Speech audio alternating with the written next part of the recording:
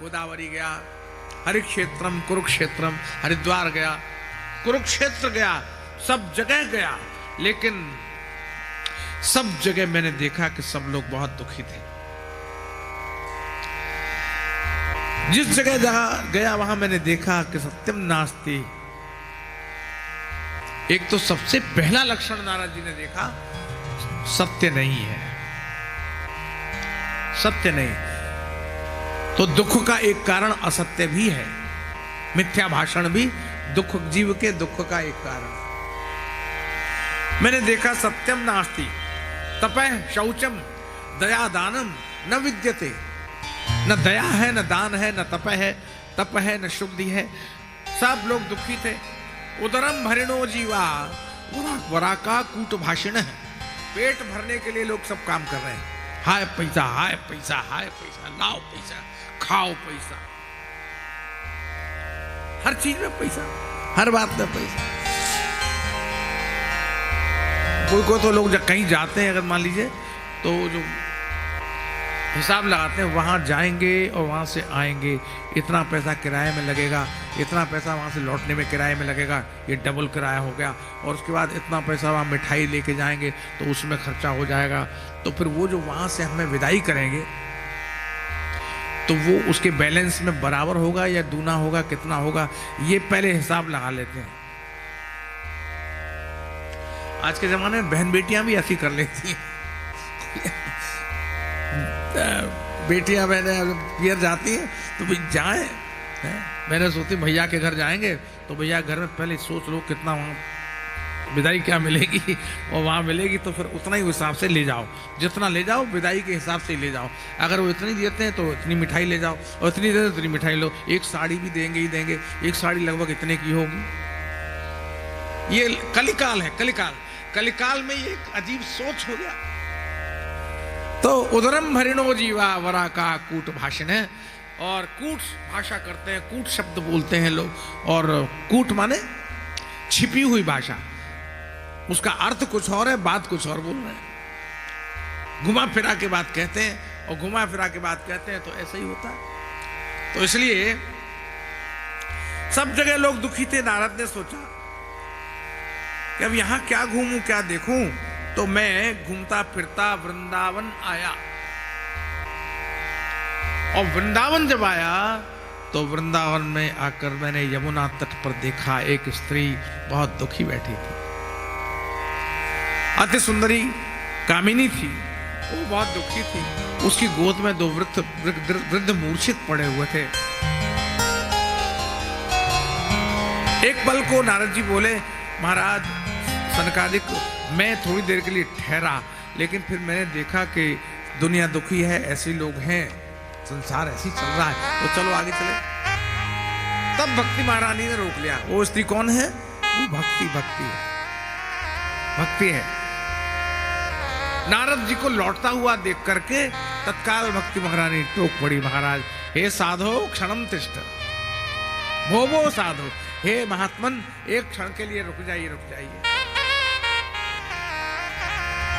मत चिंताम अपि नाशय, मेरी चिंता का भी विनाश कीजिए। दर्शनम तवलोकस्य सर्वथागहरम परम, आपके जैसे महात्मा का दर्शन सारे पापों को नष्ट कर देता है। ये क्या सुंदर उपाय बताया, देखिए। सूत जी कहते हैं ये सबसे अच्छा उपाय पाप नष्ट करने का। किसी सच्चे महात्मा का दर्शन कर लो।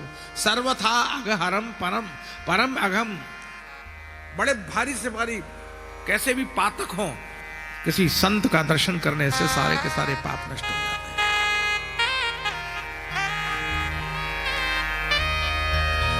हैं। नहीं दरिद्र सम दुख जग माही,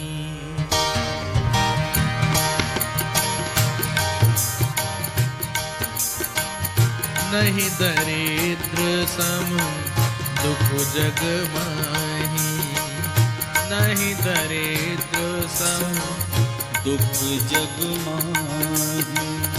संत मिलन सम सुख जग नाही, संत मिलन सम सुख जग नाही।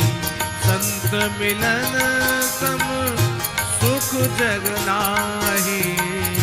संत मिलन सम सुख जग नाही।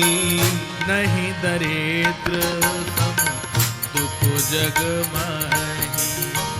नहीं दरिद्र सम दुख जग नाही। दरिद्र के समान कोई दुख दुनिया में नहीं। और दरिद्र क्या है तो उसको भी परिभाषित कर दिया तुलसीदास जी ने कि मोह दरिद्र निकट नहीं आवा। मोह रूपी जो दरिद्र है यही लोगों को दीन बना देता है। मोह न हो किसी को। ये मोह मूल बहुत शूल प्रद त्यागहु तम अभिमान। ये मोह ही बहुत दुख देता है। तो इसलिए संत मिलन सम सुख जग नाही। संत के साथ मिलना इससे बड़ा सुख क्या होगा। भजन चलता रहे, संतों का दर्शन होता रहे। भक्ति महारानी ने कहा एक पल ठहरिए, साधु क्षणम तिष्ठ मत चिंताम अपि नाशय। नारद जी महाराज ने पूछ लिया, देवी तुम कौन हो? कासित तुम कौन हो? कासित तुम काव्यमऊ चेमा नार्य का पद्म लोचना। तुम कौन हो? और ये दोनों कौन है जो तुम्हारी गोद में बूढ़े मूर्छित पड़े हुए? और तुम्हारे पार्श्व में ये स्त्रियां जो तुम्हारी सेवा कर रही हैं, ये पद्मलोचना नार्य का, ये कमल नयनी कन्याएं जो तुम्हारी सेवा में लगी हुई हैं, ये लोग कौन है? कृपा करके बताइए। तो कहा भगवान कुछ मत पूछिए, मैं संसार के लोग मुझे भक्ति के रूप में जानते हैं। अहम भक्ति रीति ख्याता। अहम भक्ति रीति ख्याता। इमौ में तनयौ मतौ। ज्ञान वैराग्य नामानौ। काल योगेन जर्जरौ।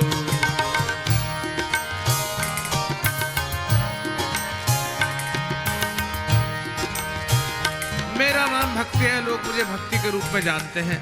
ये गोद में पड़े हुए मूर्छित वृद्ध, ये दोनों ही मेरे पुत्र हैं,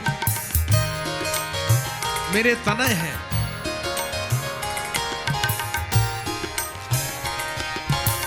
भगवान के भी दो तने हैं और भक्ति के भी दो तने हैं। भगवान के भी दो पुत्र हैं और भक्ति के भी दो पुत्र हैं। भगवान के दो पुत्र कौन हैं? मोरे प्रौढ़ तनय समज्ञानी। मोरे प्रौढ़ तनय समप्राणी। बालक सुत सम दास अमानी। बालक सुत सब दास अमानी। करऊं सदा तिनके रखवारी। करऊं सदा तिनके रखवारी। जिमि बालक राखे महतारी। जिमि बालक राखे महतारी। तो भगवान के दो पुत्र हैं, एक तो ज्ञानी और दूसरे भक्त। ज्ञानी समझदार बेटा है, भक्त अबोध बेटा है। तो ये भगवान के दो पुत्र हैं। और भक्ति महारानी के दो पुत्र कौन हैं? एक ज्ञान और एक वैराग्य। ज्ञान वैराग्य नाम आनो काल योगेन जर्जरौ। ज्ञान वैराग्य नाम के मेरे और दो पुत्र काल के योग के साथ बूढ़े हो गए हैं। मेरा जन्म तो द्रविड़ प्रांत में हुआ, साउथ में, दक्षिण में। और मैं फिर वहां से चली तो कर्नाटक आई, महाराष्ट्र आई, गुर्जर में आई तो गुर्जरे जीर्णतांगता। और गुजरात से चलती चलती चलती जब मैं वृंदावन में आई तो वृंदावनम पुनर्प्राप्य नवीनेव स्वरूपिणी। वृंदावन आई तो मैं बिल्कुल फिर से युवती हो गई। गुजरात में तो बूढ़ी हो गई थी, लेकिन यहां आई तो मैं युवती हो गई। पर महाराज बड़ा गजब हुआ, मैं तो युवती हो गई और मेरे ये दोनों बेटे ये बूढ़े हो गए। तो ये तो कभी देखा नहीं जाता है कि माँ जवान हो और बेटा बूढ़े हो। भाई माँ बूढ़ी हो बेटे जवान हो तब तो ठीक बात है, समीचीन है, लेकिन बेटे जवान हो और माँ बूढ़ी ये तो चल सकता है, लेकिन माँ जवान हो और बेटे बूढ़े हो ये बिल्कुल नहीं, कोई मानेगा नहीं। महाराज मैं बहुत दुखी हूं। ऊपर से ये और मुसीबत कि ये मूर्छित हो गए, बेहोश हो गए। ज्ञान जब बेहोश हो जाता है और वैराग्य बेहोश हो जाता है तब भक्ति दुखी होती है। बस यही तथ्य कथ्य है इसमें, समझ गए। एक तो ज्ञान का बूढ़ा होना, क्योंकि अशक्त होता है बूढ़ा, चल फिर नहीं सकता। वृद्धावस्था होती है, चलने फिरने में टूटा फूटा, तो टूटा फूटा ज्ञान जो खतरनाक होता है। और इसी तरह से वैराग्य भी बूढ़ा हो जाए और टूटा फूटा वैराग्य हो। टूटा फूटा वैराग्य माने एक क्षण में तो वैराग्य हो गया और बच्चों से कह दिया जा रहा हूं मैं, तुम नैमिषारण्य जा रहा हूं, तपस्या करूंगा, अब नहीं रुकूंगा घर पे। वैराग्य आ गया, बड़ा प्रबल वैराग्य आ गया। अब घरवाली समझा रही नहीं मत जाओ प्राणनाथ, तुम जाओगे तो इस गृहस्थी का क्या होगा। और बच्चे कह रहे पिताजी आप मत जाइए, ऐसे कैसे होगा। अच्छा तुम लोग बहुत रो रहे हो तो नहीं जाता हूं। हो गया ना टूटा फूटा वैराग्य। बड़ी मुश्किल से तो वैराग्य हुआ और फिर वैराग्य फिर लौट के आ गए, चलो चलो चलो चलो। वैराग्य और ज्ञान ये दोनों बूढ़े हो जाएं तो ये ठीक नहीं होता। उसमें भी बूढ़े होकर मूर्छित हो जाएं तो वो और ज्यादा खतरनाक है। माने मूर्छावस्था में वास्तविकता का भान नहीं रहता। इसलिए चैतन्यता, ज्ञान में भी चैतन्यता होनी चाहिए और वैराग्य में भी चैतन्यता होनी चाहिए। चैतन्यता नहीं होगी तो ज्ञान वैराग्य दोनों ही व्यर्थ हो जाएंगे और भक्ति सिर धुन धुन करके विलाप करेगी। तो नारद जी ने कहा वृथा खेदये से बाले, खेद मत करो, चिंता मत करो, ये तो समय का प्रभाव है। तुम्हारे ऊपर जो ये प्रभाव आया है वो तो अयम तो युग धर्मो ही वर्तते कस्य दूषण। ये युग का धर्म है। एक धर्म युग होता है, एक युग का धर्म होता है। तो जो सतयुग था, त्रेता था, द्वापर था, उसमें धर्म के कृत्य ज्यादा थे, इसलिए ज्यादातर वो धर्मयुग रहा। और ये कली का धर्म है, माने युग धर्म है, बस झूठ बोलना, बेईमानी करना, झगड़ा करना, कलह करना, ये कलयुग का धर्म है। तो अयम तो युग धर्मो ही। हे देवी भगवती भक्ति, तुम चिंता मत करो, खेद मत करो। देखो यत् फलम नास्ति तपसा न योगेन समाधिना, जो फल तपस्या से, योग से, समाधि से भी नहीं मिलता वो श्री कृष्ण चरणाम भोजे स्मर दुखम गमिष्यति। तपस्या से, योग से, समाधि से जो सुख प्राप्त नहीं होता वो सुख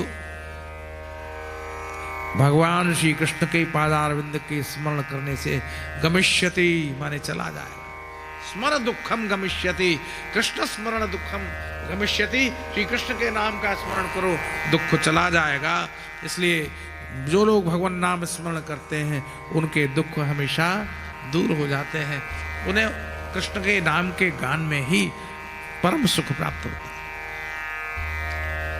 श्री राधे गोपाल भज मन श्री राधे, श्री राधे गोपाल भज मन श्री राधे, श्री राधे गोपाल भज मन श्री राधे, श्री राधे गोपाल भज मन श्री राधे, श्री राधे श्री राधे श्री राधे श्री राधे, श्री राधे श्री राधे श्री राधे श्री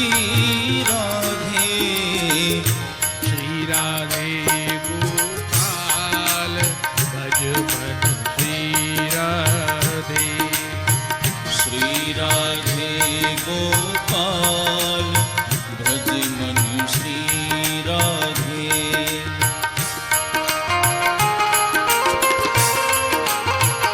हरि बोलो राधे राधे। जय हो।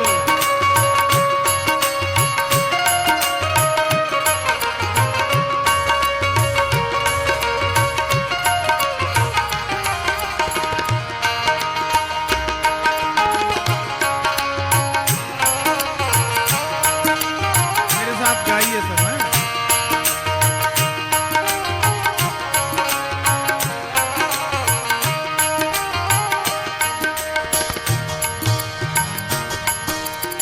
हे मोर मुकुट पीतांबर धारे, मोर मुकुट पीतांबर धारे, मोर मुकुट पीतांबर धारे, मोर मुकुट पीतांबर धारे, गल बैजंती माल भज मन श्री राधे। गल बैजंती माल भज मन श्री राधे। गल बैजंती माल भज मन श्री राधे। ओ गल बैजंती माल भज मन श्री राधे। श्री राधे गोपाल भज मन श्री राधे। बोलो श्री राधे गोपाल भज मन श्री राधे।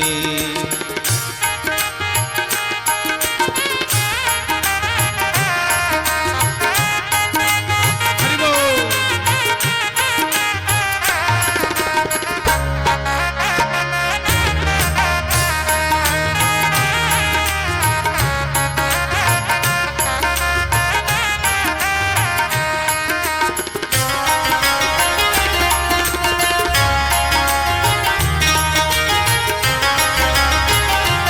राधे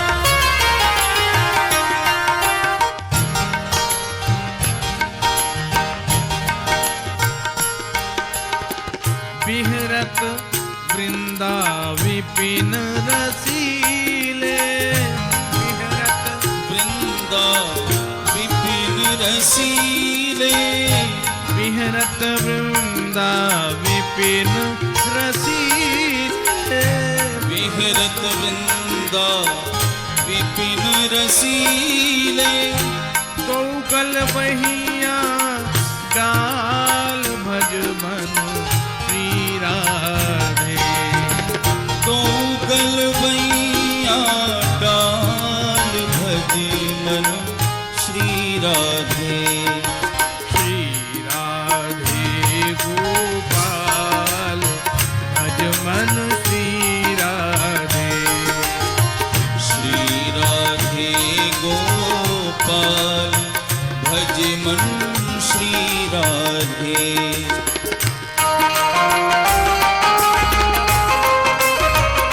श्री राधे राधे।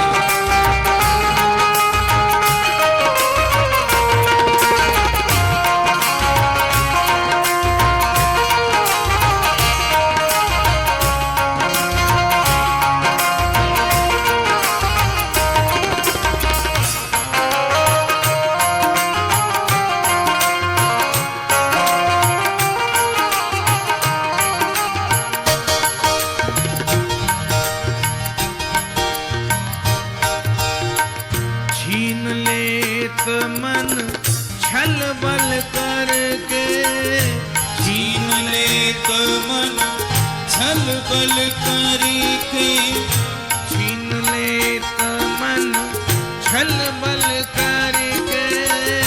छीन लेत मन छल बल करके। चंचल नयन विशाल भज मन श्री राधे। चंचल नयन विशाल भज मन श्री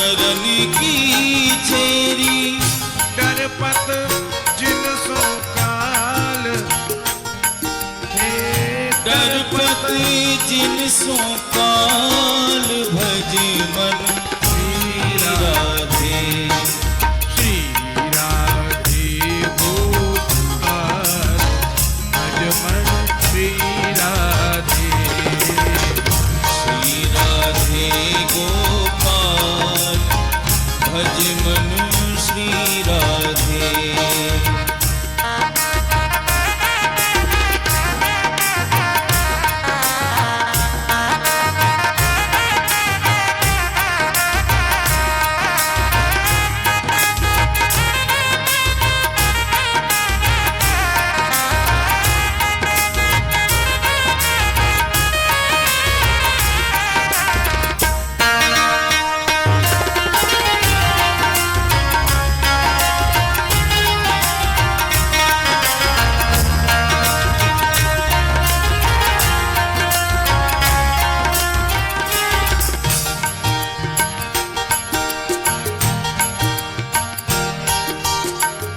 सरस माधुरी शरणागत को सरस माधुरी शरणागत को सरस माधुरी शरणागत को सरस माधुरी शरणागत को छिन्मऊ करत निहाल भज मन श्री राधे छिन्महु करत निहाल भज मन श्री राधे श्री राधे गोपाल भज मन श्री राधे बोलो श्री राधे गोपाल भज मन श्री राधे हरे श्री राधे गोपाल भज मन श्री राधे बोलो श्री राधे गोपाल भज मन श्री राधे जय श्री राधे गोपाल भज मन श्री राधे श्री राधे गोपाल भज मन श्री राधे श्री राधे गोपाल राधे राधे राधे राधे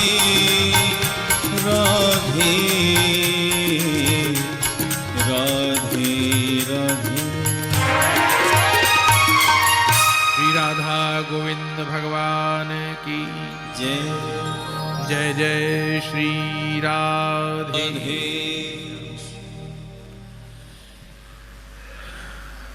हरिः शरणमेवं हि नित्यं येषां मुखे वचः जिनके मुख में ये वचन सदा रहता है हरिः शरणम हरिः शरणम हरिः शरणम उनको फिर कोई चिंता नहीं करनी पड़ती। सनत कुमार ने कहा मा चिंताम कुरु देवर्षे हर्षम चित्ते समावह अपने चित्त में हर्ष को लाओ नारद चिंता मत करो तुमने ये जो कथा सुनाई भक्ति से मिलने की अवश्य ही भक्ति का दुख नष्ट हो जाएगा। इसलिए उपाय है सुख साध्योत्र वर्तते पूर्व एव ही पहले से ही इसका उपाय है अगर वो तुम करो तो हो जाएगा क्योंकि द्रव्य यज्ञास तपो यज्ञा योग यज्ञास तथा परे द्रव्य यज्ञ योग यज्ञ ये कर्म यज्ञ इत्यादि स्वाध्याय यज्ञ ये बहुत से यज्ञ हैं लेकिन इसमें भी सबसे सुंदर यज्ञ क्या है ज्ञान यज्ञ ज्ञान यज्ञ। इसलिए यत् कर्म सूचको नूनम ज्ञान यज्ञ है स्मृतो बुधैहि ज्ञान यज्ञ को सर्वश्रेष्ठ माना गया है। जो ज्ञान यज्ञ है माने जिससे ज्ञान प्राप्त होता हो वो यज्ञ सर्वश्रेष्ठ है। तो एक बात बताते हैं गन्ने में ऊपर से नीचे तक रस ही रस होता है गन्ने का कोई फल नहीं होता गन्ने का कोई फल नहीं होता, लेकिन गन्ने में रस ही रस होता है ना। हाँ, वो फल मान लो, चाहे तना मान लो, चाहे उसका शाखा मान लो, कुछ भी मान लो, वो उसमें अंदर रस भरा, वो पूरा ही है, अलग से हाँ परिपूर्ण है। इसी तरह से भागवत महापुराण जो है वो जो है रस ही रस है, आमूलाग्रम। जैसे गन्ने में नीचे से ऊपर तक, ऊपर से नीचे रस ही रस है, वैसे ही भागवत में भी ऊपर से नीचे तक, नीचे से ऊपर तक रस ही रस है। इसलिए ये दूध में जैसे घी रहता है रमा हुआ, और दूध को जब मथा जाता है तब उसमें से घी निकलता है ना, वैसे ही इस ज्ञान को भी मथ करके निकाला जाता है।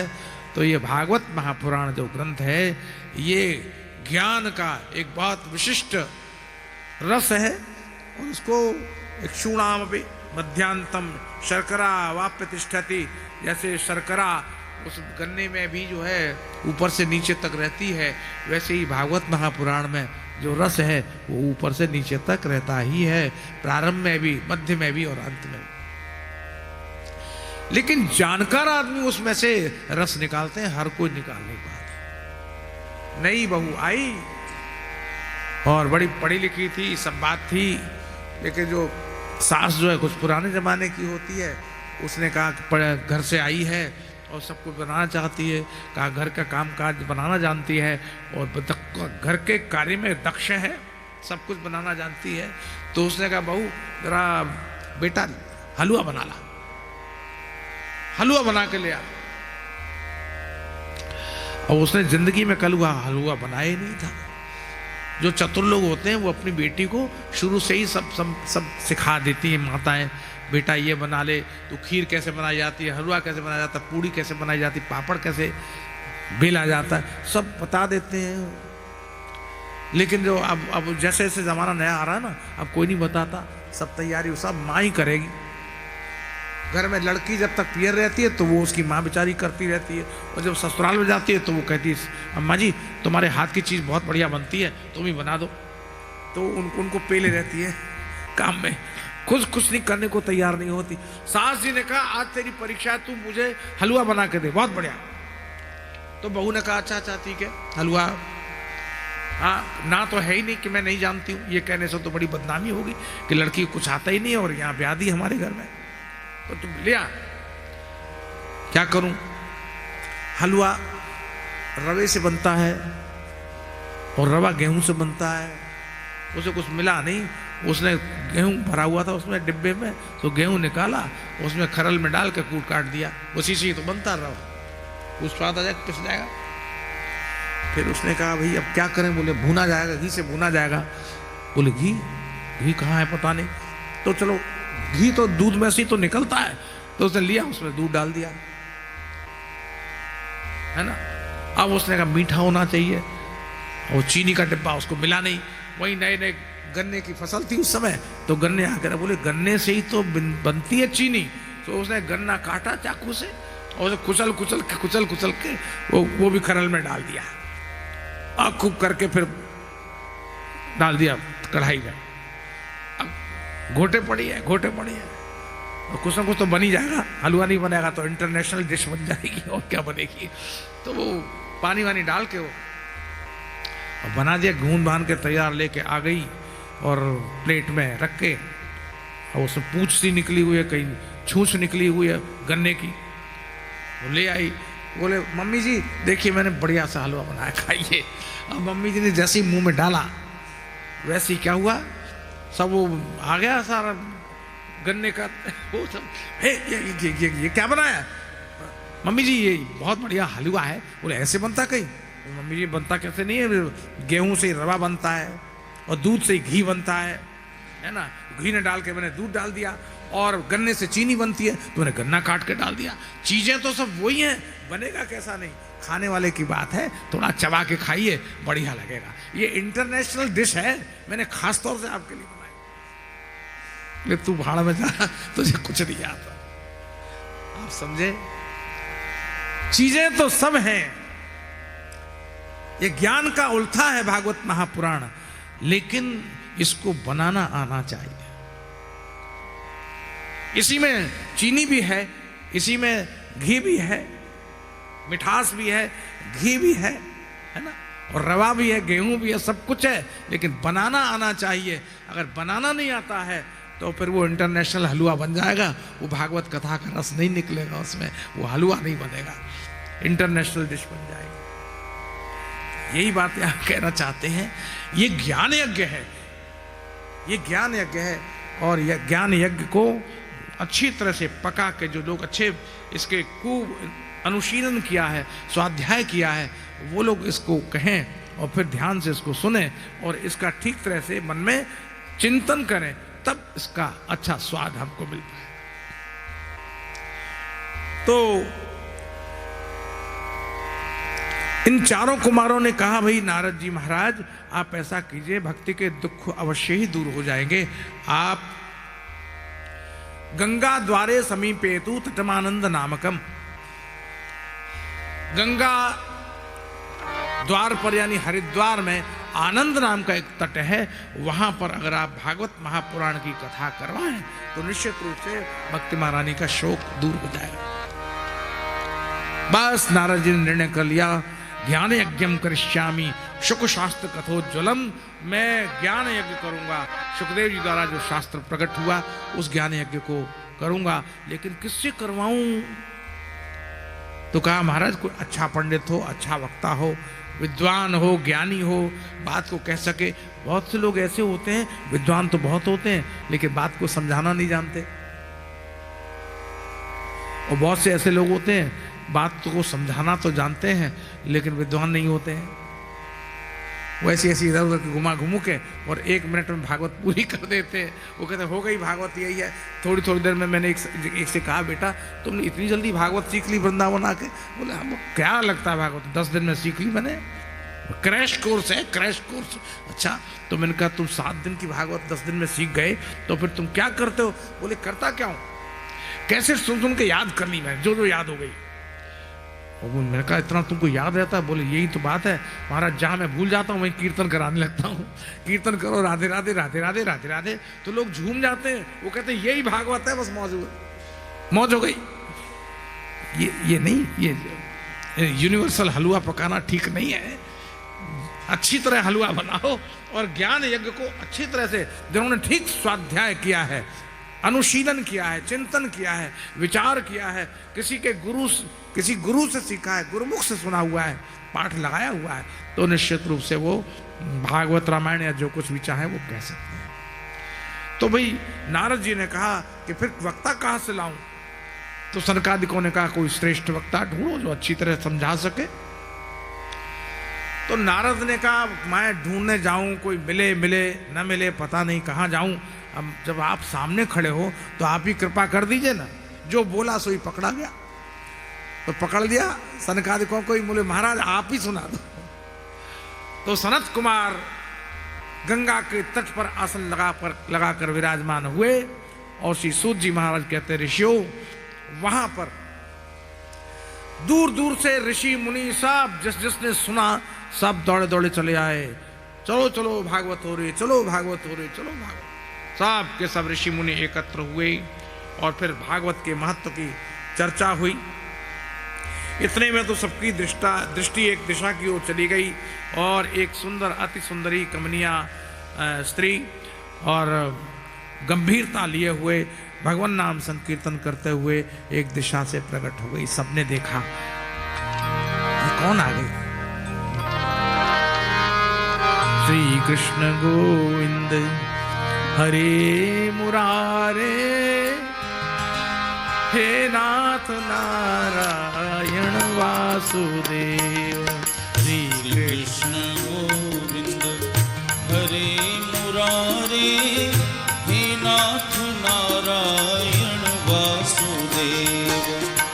भक्ति सुतौ तौ तरुणौ गृहीत्वा, भक्ति सुतौ करुणौ गृहीत्वा, प्रेमैकरूपा सहसा विरासी, प्रेमैकरूपा सहसा कृष्ण गोविंद हरे मुरारे, श्री कृष्ण गोविंद हरे मुरारे, नाथेति नामानि मुहुर्वदन्ति, नाथेति नामानि मुहुर्वदन्ति, श्री कृष्ण गोविंद हरे मुरारे, श्री कृष्ण गोविंद हरे मुरारे, हे नाथ नारायण वासुदेव, हे नाथ नारायण वासुदेव, हे नाथ नारायण वासुदेव, हे नाथ नारायण वासुदेव। साक्षात भक्ति महारानी इसी नाम का कीर्तन करती हुई प्रविष्ट हुई। समाज में सबने देखा, अरे भक्ति महारानी आई, भक्ति महारानी आई। आपस में पूछने लगे, कथम प्रविष्टा कथम आगते, ये कहां से प्रविष्ट हुई, कहां से आई। सबके लिए प्रश्न हुआ, भक्ति कहां से आई, भक्ति कहां से आई, भक्ति कहां से आई। इतने में भक्ति सामने आके खड़ी हो गई। कहां बैठूं, मेरे लिए कोई आसन दो, कहां बैठूं। महाराज, भक्ति के बैठने की जगह सात्वम चतुष्ठस्व सुधैर्य संशया निरंतरम वैष्णव मानसानी। हे भक्ति महारानी, आप निरंतर वैष्णव जनों के मन में जाकर बैठ जाइए। जहां वैष्णव जन भगवत ध्यान करते हो, हे भक्ति महारानी, उनके हृदय में निरंतर लगातार आप जाकर विराजमान हो जाइए। ये आपके लिए आसन बिछा हुआ है। तो जो भक्तों का हृदय है, भक्ति वहीं जाके बैठ जाती है। उनके लिए उचित स्थान भक्तों का हृदय ही तो है। इस तरह भक्ति का प्राकट्य हुआ। भाई कहां से प्रविष्ट, पूछ रहे थे लोग, कहां से आई, कहां से, कथम प्रविष्टा, कैसे प्रविष्ट हुई, कथम आगतेयम, कैसे आई। तो कहा भक्ति प्रकट किससे होती है, कथा के अर्थ से भक्ति प्रकट होती है। कथा से भक्ति प्रकट होती, कथा सुनते हैं तो उसके अर्थ को हम जब समझते हैं तब भक्ति प्रकट होती है। कथार्थतो निष्पतिताधुनेयम। लोगों ने कहा कथम प्रविष्टा कथम आगतेयम, अरे भाई कहां से आई ये भक्ति, कहां से आई। तो कहा कथार्थतः, कथा के अर्थ से भक्ति महारानी प्रकट हुई। समझ में आई कथा, कथा का सुख मिला तो भक्ति प्रकट हो गई। भक्ति का उद्रेक हुआ और रोम रोमांचित हो गया, नयनों से नीर बहने लगा तो भक्ति महारानी प्रकट हो गई। ये एक पहचान है। भक्ति महारानी इस कथा के प्रारंभ में, इस महात्म्य के प्रारंभ में ही प्रकट हो गई। उनके पीछे पीछे साक्षात भगवान भी आए। अथ वैष्णव चित्तेषु दृष्ट्वा भक्तिमलौकिकीम्। अलौकिक भक्ति देख करके भगवान निज लोकम परित्यज्य, अपना लोक त्याग करके स्वयं पीतवासा मनोहर पीतांबरधारी भगवान श्री हरि उस समाज में प्रकट हो गए और जयघोष होने लगा। अलौकिकोयम महिमा मुनीश्वरा। ये बड़ी अलौकिक महिमा थी। सप्ताह जन्योद्य विलोकितो मया। मैंने सप्ताह से उत्पन्न हुआ ये अद्भुत दृश्य देखा कि मूढ़ा माने मूर्ख लोग, कुछ नहीं आता। शठाह माने दुष्ट लोग। ये पशु पक्षिणोत्र, और जो वहां पर पशु पक्षी थे वो भी सर्वेपि निष्पापतमा भवन्ति, वो सब के सब निष्पाप हो जाते हैं। ये भक्ति महारानी की महिमा है, ये भागवत महापुराण की महिमा है। इसकी प्रभाव से वहाँ जड़ और चैतन्य सब आनंद से भर गए और उस आनंद में तल्लीन हो गए। सनकादिकों ने कहा हम इसमें एक पुराना इतिहास आपको सुनाते हैं। तुंगभद्रा नदी के तट पर एक ब्राह्मण रहता था, उनका नाम था आत्मदेव। आत्मदेव के कोई संतान नहीं थी, पत्नी थी, उसका नाम था धुंधली, और धुंधली बहुत विपरीत स्वभाव की थी, जो कुछ करती मनमानी करती, सुनती नहीं थी। तो क्या करे, इतना भारी विद्वान, सर्व वेद विशारदः, सारे वेदों का विशारद था आत्मदेव, बहुत ज्ञानी था, ऐसा नहीं था। लेकिन न पुत्रो वापि न पुत्री, न बेटा था न बेटी थी। रूखे सूखे थे महाराज। ततश्चिंता तुरो भृशम, चिंता मन में छाई, क्या करे। तो एक दिन बेचारे आत्महत्या के विचार से सरोवर के तट पर पहुंच गए, रोने लगे, आत्महत्या का विचार कर रहे। मरूं, आदमी मरता भी तो आसानी से नहीं सोचता है कि मरूं कि ना मरूं। और मरने वाला भी कोई कोई इतना चतुर होता है, वो देखता है कि कोई आ रहा हो तब मैं कूदूं तो बचा तो भी लेगा, और नहीं पहले कूद जाऊं। एक आदमी नदी के किनारे खड़ा हुआ था पुल के ऊपर, और वो छलांग लगाना चाह रहा था। तो देख रहा था कोई आया कि नहीं आया, कोई आया तो मैं लगाऊं। तो अचानक आ भी गया। उसने कहा भाई क्या है क्या है। कुछ नहीं, मैं दुनिया से बहुत दुखी हूं, मैं छलांग लगाने जा रहा हूं, मैं मर जाऊंगा। तो वो भी बड़ा ढीठ था, जो था कम दुष्ट नहीं था। उसने कहा देरी क्यों कर रहे हो, छलांग लगाना। बोले लगा तो लो, पानी बहुत ठंडा है पानी बहुत ठंडा है। बोले ठंडे गर्म से क्या होता है, तो मरना है, ठंडे में मर, गर्म में मर, किसी तरह मर, डूब के मरेगा। लगा, नहीं लगा पाए तो मैं धक्का दे दूं क्या। बोले तेरी क्या हैसियत जो मुझे धक्का देगा, मेरी इच्छा होगी मरूंगा, नहीं इच्छा होगी नहीं मरूंगा। लो नहीं मरता, मैं तो जा रहा हूं। उसे मरना ही नहीं था, ऐसा होता है। तो आत्मदेव सोच रहे थे क्या करूं, बड़ा दुखी हूं मैं, क्या करूं। तब तक एक महात्मा ने देख लिया और उन्होंने कहा अरे भाई तो क्या बात है, कथम रोदिषि विप्रतुम काते चिंता बली असी, क्यों रोते हो, क्या चिंता है तुमको। महाराज क्या बताऊं, मेरे कोई संतान नहीं है और मैं बहुत दुखी हूं, और मैं किम रवि में ऋषे दुखम पूर्व पापे न संचितम, पूर्व पाप इकट्ठे हो गए। मेरे घर तो मैं गऊ पालता हूं तो उसके भी बछड़ा नहीं होता, बछिया नहीं होती, वो गऊ वैसी रह जाती है। पेड़ लगाता हूं तो उसमें फल ही नहीं आते महाराज, और मेरी कोई संतान नहीं है, मैं क्या करूं। दिग्जीवितम प्रजाहीनम, बिना प्रजा के जीवन जीना व्यर्थ है, मर जाना चाहता। दिग्गृहम च प्रजाम बिना, वो घर भी बेकार है जहां संतान न हो, घर में किलकारी बच्चों की न गूंजे, वो भला क्या। इसलिए महाराज दिग्धनम चानपत्यस्य दिक्कुलम संततिम बिना, वो कुल भी धिक्कार है जिसके संतान नहीं हो। मैं कहा क्या करूंगा, जी करके मर जाऊंगा। अरे मूर्ख आदमी, मुंचा ज्ञानम प्रजारूपम, संतान के प्रति आग्रही होकर तू अज्ञान को छोड़ दे। देख तेरे भाग्य में बलिष्ठा कर्मणो गति, और सप्त जन्मावधि तव पुत्रो नहीं वच, 7 जन्म तक तेरे पुत्र नहीं है। अब तो महाराज क्या करूं मैं। तो कहा विवेकम तू समासाध्य त्यज संसार वासनाम, विवेक को धारण कर, ज्ञान को धारण कर, वो संसार की वासना छोड़ दे।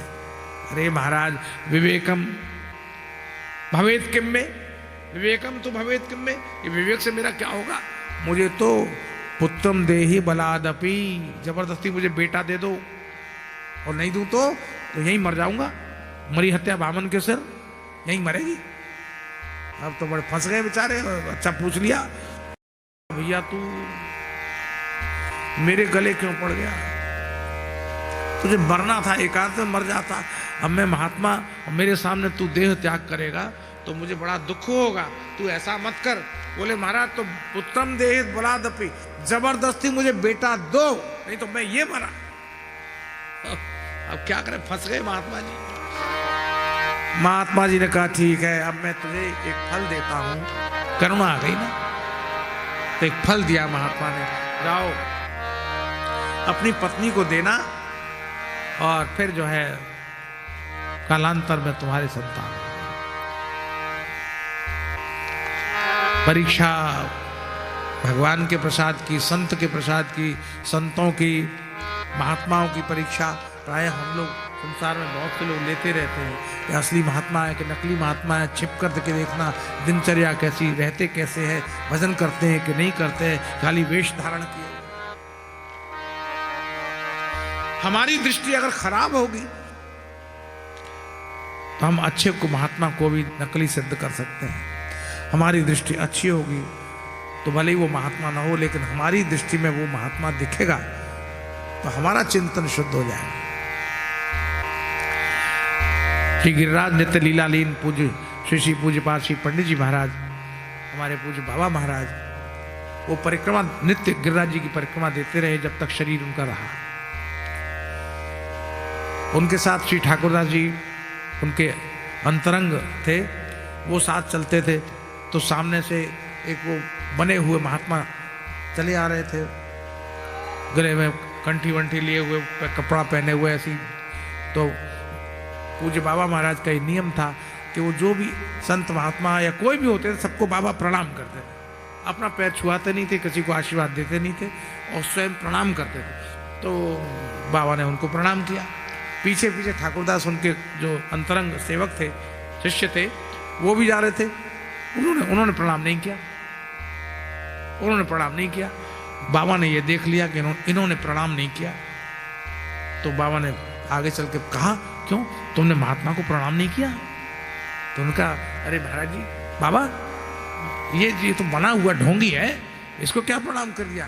ये बना हुआ ढोंगी है और आप तो सबको ही प्रणाम कर लेते हो, ये कोई तरीका? तो बाबा बोले कि तुमने उसमें ढोंगी देखा, मैंने उसमें महात्मा देखा। तुमने अपनी दृष्टि क्यों खराब की? तुम्हारी दृष्टि खराब क्यों हुई? वो महात्मा बना हुआ है या नहीं बना हुआ है, ये निर्णय करना तो ठाकुर जी के हाथ में। तुमने क्यों निर्णय किया कि वो ढोंगी है? तुमको तो प्रणाम करना चाहिए।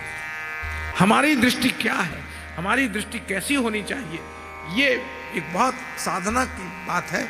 जिनका साधन अच्छा है वो सबको नतमस्तक होकर सिया राम में सब जग जानी, करूं प्रणाम जोर जोर। ऐसा जिनका स्वभाव है। जड़ चेतन जग जीव जत, सकल राममय जात।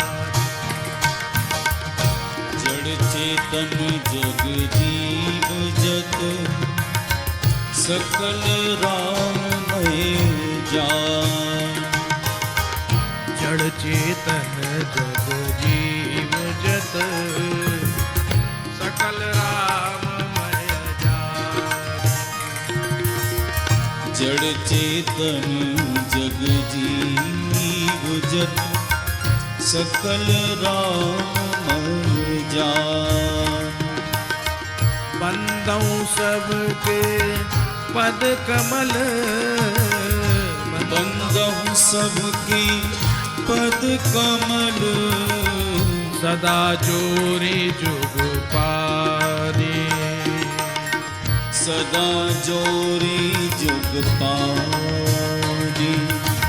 जड़ चेतन जग जीव जत, सकल राममय जानी। सकल राममय जानी। तो परीक्षा लेना ये हमारा अधिकार नहीं। नतमस्तक होकर सबके प्रति आस्था व्यक्त करना, अरे यहां तो गाली देने वालों को भी आशीर्वाद दिया जाता है,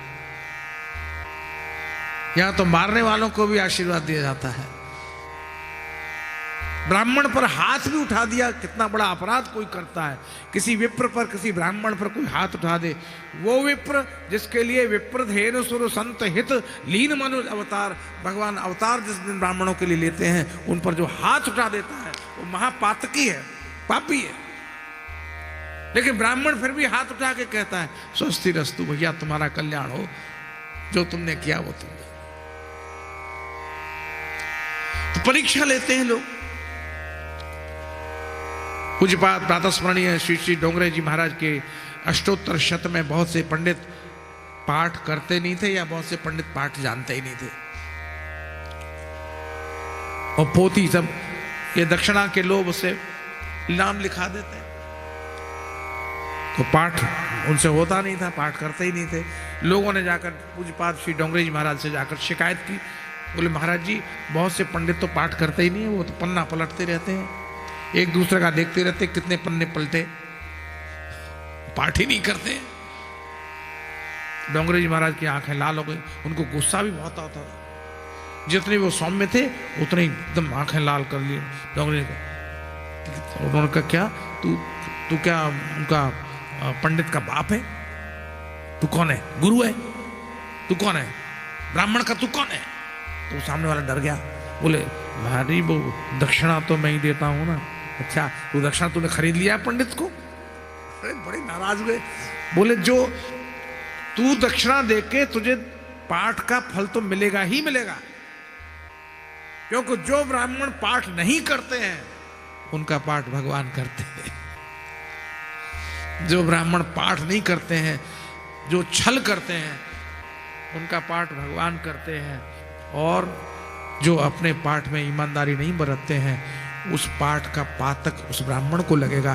तुझे तो तेरी दक्षिणा का फल मिलेगा ही मिलेगा, जरूर मिलेगा, इसमें कोई शक नहीं। ऐसा डोंगरे जी महाराज है, आप समझ गए? तो परीक्षा लेना ये ठीक नहीं है। ब्राह्मण ने अपनी पत्नी को फल दिया और पत्नी ने परीक्षा के लिए वो फल गऊ को खिला दिया, और गऊ से एक बेटा पैदा हुआ, नाम रखा गोकर्ण।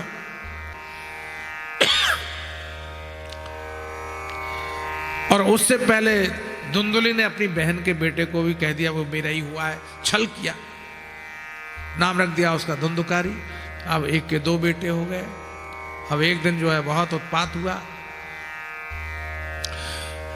बहुत उत्पात हुआ। आत्मदेव रोने लगे। बेटा न मांगा होता तो अच्छा होता, क्या करूं, कहां जाऊं, किम करो मैं कौगच्छा में, कौन सा मेरा रास्ता है, मैं क्या करूं, इस जीवन से तो दुखी हो गया। बेटा हाथ जोड़ जोड़ के भगवान से बेटा मांगा था और बेटा भी ऐसा दुष्ट निकल गया, मैं क्या करूं। तो गोकर्ण ने पिता को उपदेश दिया, पिताजी आप ये दुख मत कीजिए, क्योंकि आपके दुख का कारण ये धुंधुकारी नहीं है, आपके दुख का कारण आपका पुत्र मोह है। बहुत से ऐसे समाज में परिवार हैं कि जिन्होंने बड़े लाड़ प्यार से अपने बच्चों को पाला पोसा बड़ा किया, बहुत अच्छा किया, सब कुछ किया, और उन बच्चों ने माँ बाप का हमेशा तिरस्कार किया और मनमानी की। तो यही बात कही गोकर्ण जी ने, यही बात कही। गोकर्ण जी ने कहा ये आपका दुख जो है ये मोह के कारण है, आपका जो मोह इतना प्रबल है, ये मोह ही आपको दुख दे रहा है, आप मोह छोड़ दीजिए। धर्मं भजस्व सततम त्यज लोक धर्मा,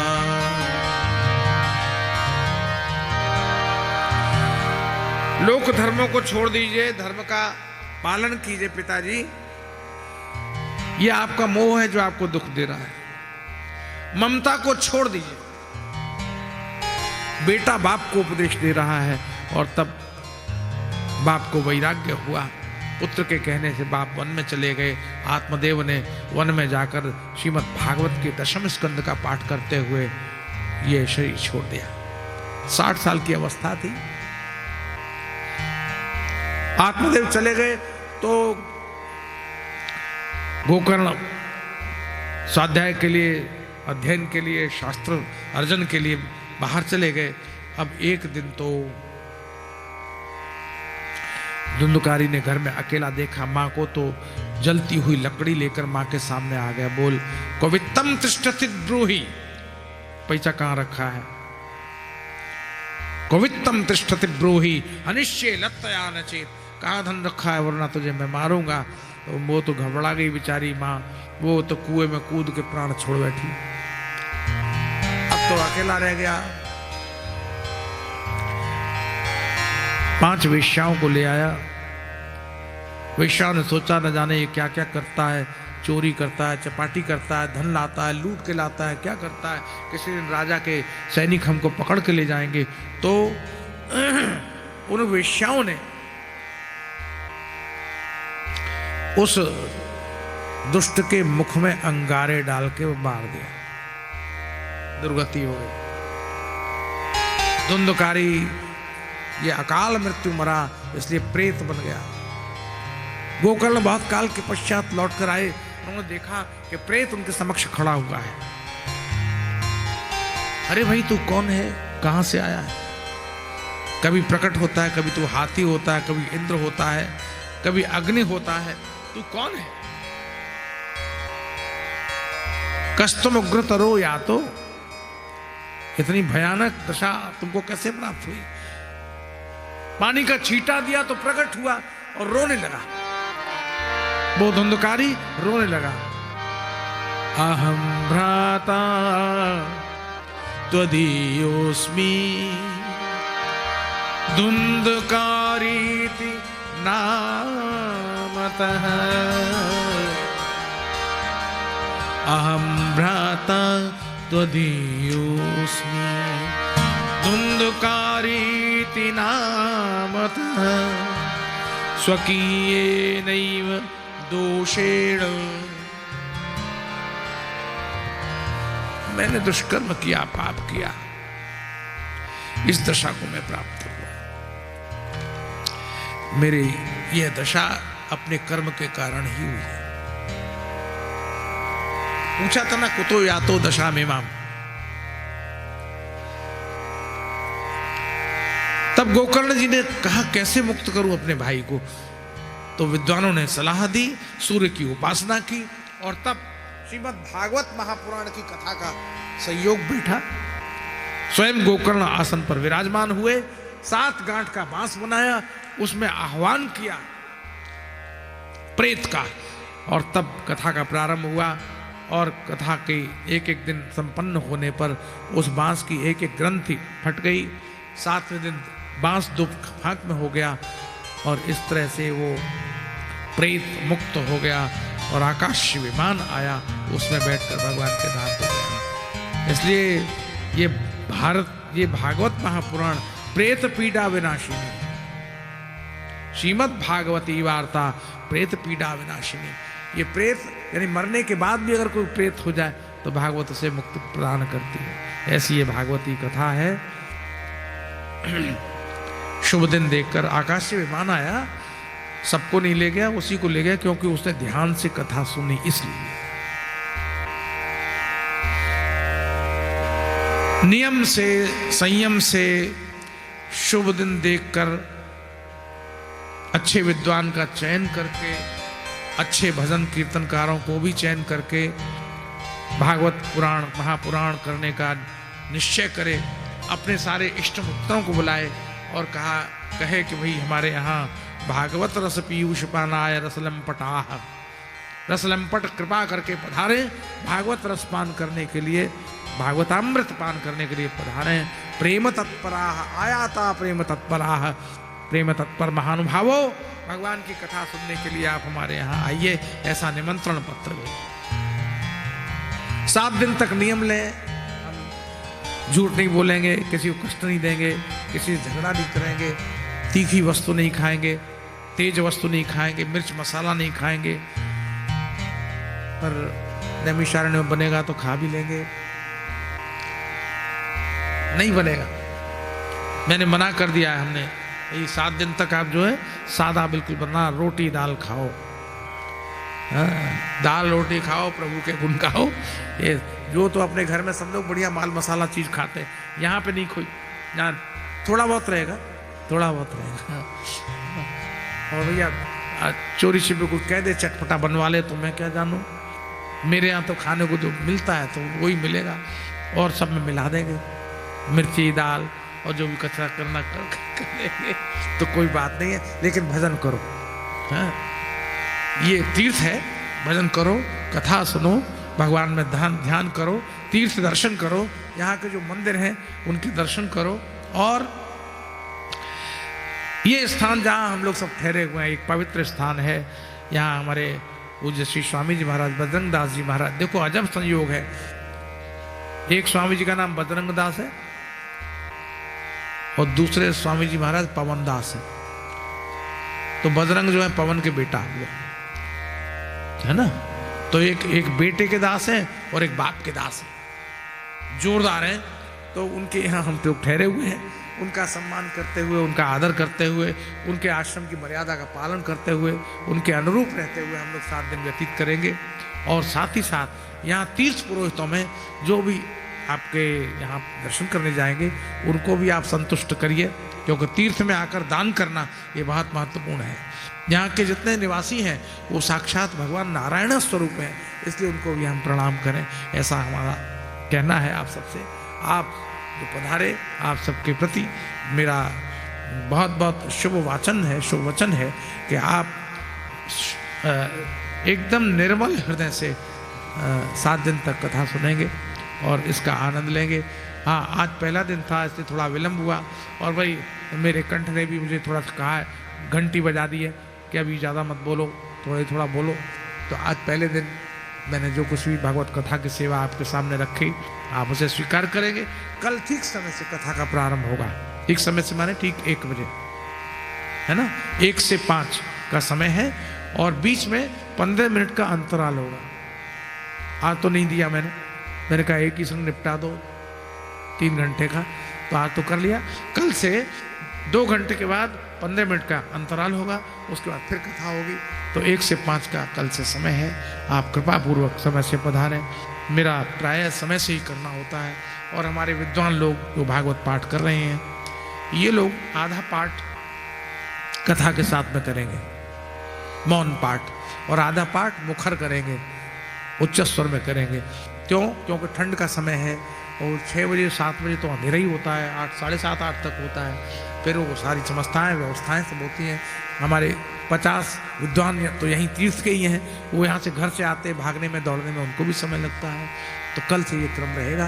कृपा पूर्वक आप समय से पधारें आगे कथा चर्चा के लिए।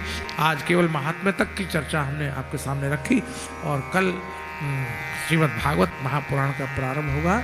जन्माद्यस्य यतोन्वदादितरतश्चार्थेषु विज्ञेय स्वराट, कल से ये प्रारंभ होगा। आज ही विराम दीजिए। बोलिए वृंदावन बिहारी लाल की जय।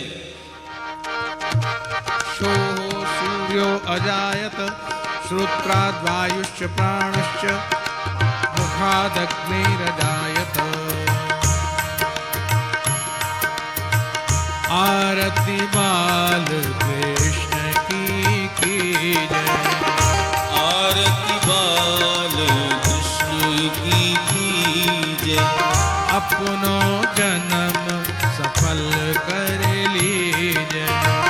अपनो जन्म सफल कर लीजय। श्री यशोदा को परम दुलारो। श्री यशोदा को परम दुलारो। बाबा की अखियन को प्यारो। बाबा की अखियन को तारो। गोपिन के प्राणन सो प्यारो। गोपिन के प्राणन सो प्यारो। इन पे प्राण निछावर कीजय। इन पे प्राण निछावर कीजय। आरती बाल कृष्ण की जय। आरती बाल कृष्ण की जय। बलदाऊ को छोटो भैया। बलदाऊ को छोटो भैया। कनुआ कहीं कहीं बोलती मैया। कनुआ कहीं कहीं बोलत मैया। परम मुदित मन लेत बलैया। परम मुदित मन लेत बलैया। यह छवि नैनन में भर लीजय। यह छवि नैनन में भर लीजय। आरती बाल कृष्ण की जय। आरती बाल कृष्ण की जय। श्री राधावर सुघर कन्हैया। श्री राधावर सुघर घर कन्हैया ब्रज जन को नवनीत खवैया। ब्रज जन को नवनीत खवैया। देखत ही मन नैन चुरैया। देखत ही मन नैन चुरैया। अपनो सर्वस इनकू दीजै। अपनो सर्वस इनकू दीजै। आरती बाल कृष्ण की कीजै। आरती बाल कृष्ण की कीजै। तो तरि बोलन मधुर सुहावे। तो तरि बोलन मधुर सुहावे। सखन मध्य खेलत सुख पावे। सखन मध्य खेलत सुख पावे। सोई सुकृति जो इनको ध्यावे। सोई सुकृति जो इनको ध्यावे। अब इनको अपनो कर लीजै। अब इनको अपनो कर लीजै। आरती बाल कृष्ण की कीजै। आरती बाल कृष्ण की कीजै। अपनो जन्म सफल कर लीजै। अपनो जन्म सफल कर लीजै। आरती बाल कृष्ण की कीजै। आरती बाल कृष्ण की कीजै। श्री बाल कृष्ण लाल की जय। श्री हनुमान जी महाराज की जय। श्री नैमिष तीर्थ की जय। जय जय श्री श्री राम। राधे जय जय श्री राम। राधे जय जय श्री राम। राधे। हरि ओम। यज्ञेन यज्ञमयजन्त देवास् तानि धर्माणि प्रथमान्यासन्ना तेहनाकं महिमानः सचन्द यत्र पूर्वे साध्याः सन्ति देवाः। ॐ नारायणाय विद्महे वासुदेवाय धीमहि तन्नो विष्णु प्रचोदयात्। ॐ महालक्ष्म्यै च विद्महे विष्णुपत्न्यै च धीमहि तन्नो लक्ष्मी प्रचोदयात्।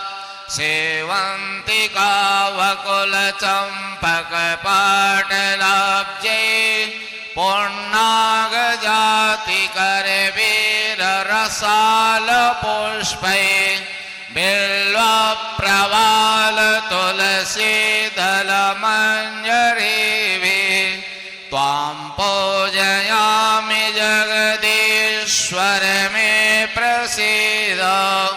नानासुगन्धिपुष्पाणि यथा कालोद्भवानि च पुष्पाञ्जलिर्मया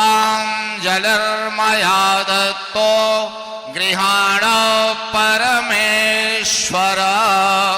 मन्त्रपुष्पाञ्जलिं समर्पयामि श्रीपुराणपुरुषोत्तमाय नमः। लो श्री वृंदावन विहारी लाल की जय। जय श्री